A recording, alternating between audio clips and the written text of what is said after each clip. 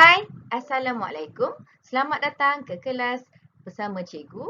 Hari ini kita akan sambung pelajaran kita dalam sistem peredaran darah manusia.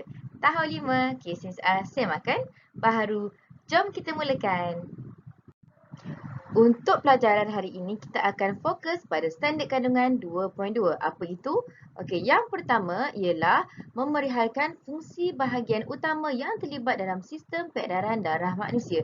Yang kedua, melakar laluan peredaran darah yang lebih oksigen dan yang lebih karbon dioksida.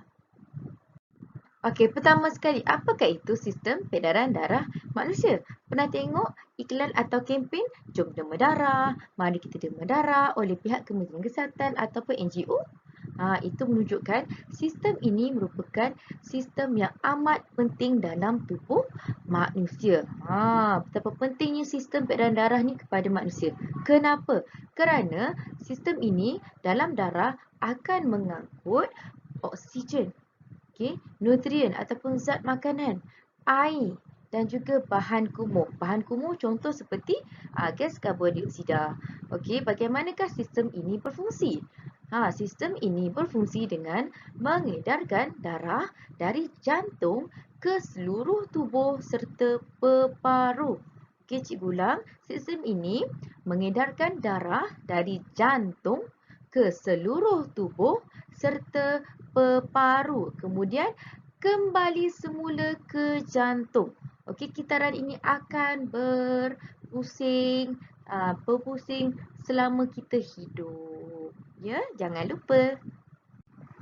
Apakah pula bahagian utama pada sistem peredaran darah manusia? Ada 3 elemen. Termasuklah darah, 4 elemen lah.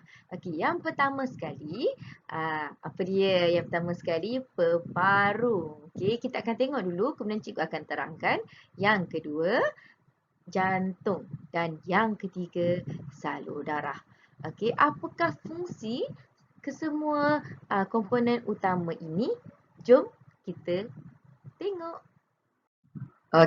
Gambar apa ni? Jom kita kenalan dengan jantung. Namanya jantung. Kenapakah jantung sangat penting dalam sistem peredaran darah manusia? Sebelum cikgu nak cerita lah lebih lanjut sikit tentang jantung ni. Masa cikgu sekolah menengah dulu, cikgu berpeluang untuk membedah katak yang dah mati dalam kelas biologi. Bila bedah dadanya, keluarkan jantungnya. Jantung tersebut walaupun katak dah mati, masih berdegup. Kerana jantung ni daripada otot kardiak. Otot ni sangat kuat. Kerana otot ini berfungsi, kenapa? Kerana jantung ini berfungsi untuk mengepam darah ke peparu dan seluruh tubuh manusia. Macam pam lah. Pam. Nampak gambar tu kan dia mengepam. Mengepam. Bayangkan, jantung ni kecil je tau. Macam lebih kurang macam besar macam bola, tak sampai lah bola mana kan, tapi kecil je sebenarnya. Jantung tersebut terletak di dada kita, dia belah kiri bukan belah kanan, belah kiri. So kalau awak nampak ada orang yang dalam cerita dia sakit-sakitnya jantung aku, dia terpegang belah kanan, dia tipu. Jantung terletak di belah kiri. Jantung berfungsi untuk mengepam darah ke peparu. Pam.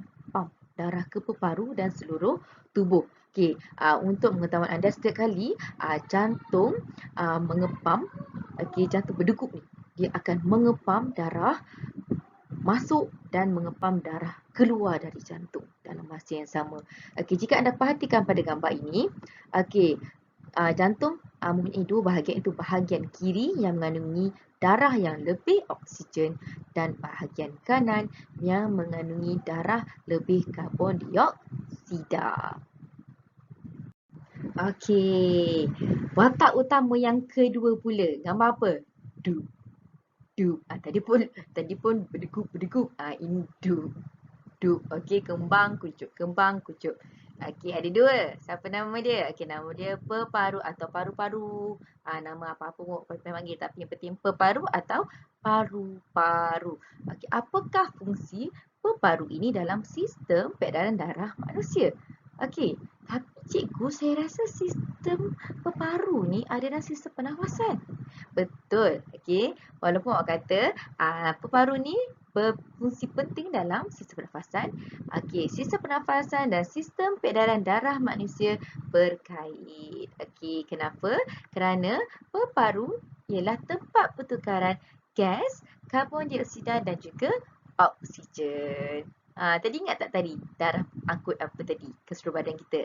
Darah akan mengangkut oksigen, air, nutrien dan bahan kumuh. Bahan kumuh tu apa? Karbon dioksida. Nampak tak perkaitan antara sistem pernafasan dan juga sistem peredaran darah manusia? Okey, gambar apa ni? Cikgu salah bagi gambar ke? Gambar paip ke ni? Tak, ini adalah salur darah. Okey, nampak tak banyak lapis pada salur darah ni? Okey, kulit kita. Lepas tu lemak. Okey, ada epidermis lah. Macam-macam lah nama dia ada. Barulah darah kita ni saluran itu. Okey, so bila cedera sikit awak, banyak lapisan sebenarnya akan terkoyak tu. Okey, apa fungsi salur darah ni? Salur darah akan mengangkut darah ke seluruh tubuh. Satu badan kita penuh dengan salur darah. Okey, sangat penting salur darah ni. Okey, darah ingat lagi mengangkut oksigen, air, nutrien ataupun zat makanan dan juga bahan kumuh iaitu karbon dioksida. Tanpa salur darah, darah tidak boleh diedarkan ke daripada jantung ke seluruh tubuh kita. Okey, jangan lupa. Okey, untuk slide kali ini, cikgu nak minta anda fokus kerana agak rumit. Okey, apakah ia? Okey, ini merupakan blok kitaran laluan peredaran darah dalam tubuh manusia. Okey, sila perhatikan gambar ini. Okey, ini adalah bahagian utama dalam sistem peredaran darah manusia iaitu tadi jantung, peparu dan juga salur darah.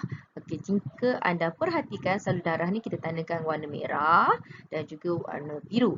Okey, warna merah ialah darah yang mengandungi lebih oksigen.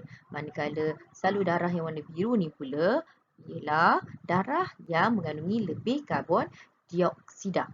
Okey, setiap kali jantung berdegup, okey, jantung ni fungsinya sebagai pam ya tadi, sebagai pam untuk mengepam darah, okey, mengepam darah ke seluruh tubuh. Okey, kita tengok dulu, okey, salur darah yang warna merah ni dulu, okey, darah yang lebih oksigen. Okey. Okey, pertama sekali jika anda tengok nombor 1, okey, oksigen, kan kita dah bernafas, oksigen kita akan ambil daripada peparu dan oksigen tersebut akan dibawa oleh darah.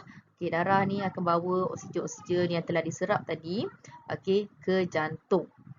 Okey, cikgu ulang. Bila kita bernafas, okey, kita akan mendapat oksigen. Bila mendapat oksigen, darah akan membawa gas oksigen ke jantung. Dan jantung pula fungsi dia akan mengepam darah yang mengandungi oksigen ini ke seluruh tubuh. Okey, tengok warna kuning ni pula. Okey, anak panah kuning. Okey, cikgu ulang. Setiap kali kita bernafas, okey, kita akan mendapat gas oksigen. Bagaimana oksigen tersebut diedarkan ke seluruh tubuh?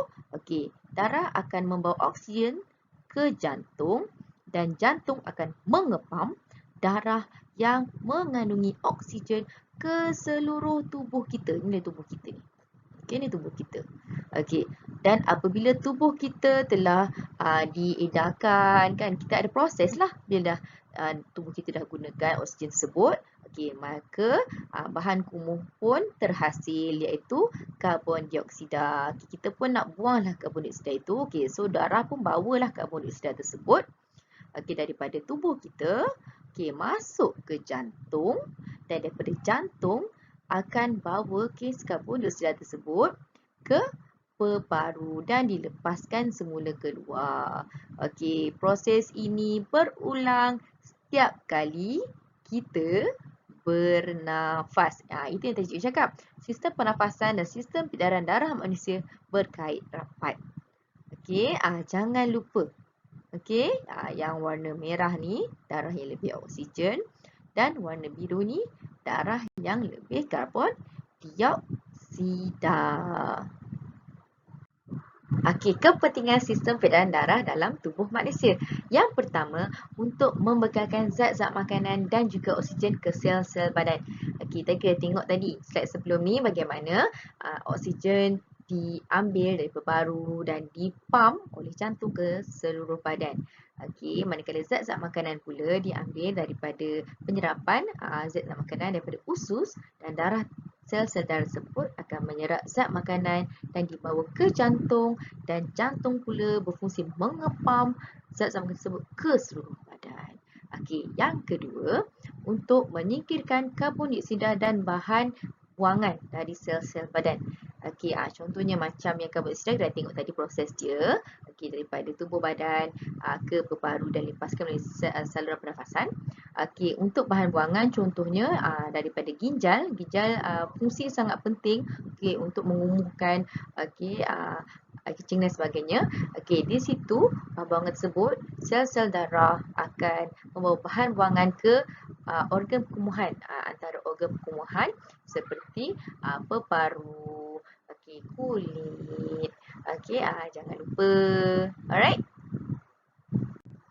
Okey, tamatlah sudah kelas kita sistem peredaran darah manusia agak complicated, agak rumit. Okay, jika anda tak faham, tolong replay balik video cikgu, tengok slow-slow, rujuk buku teks ya.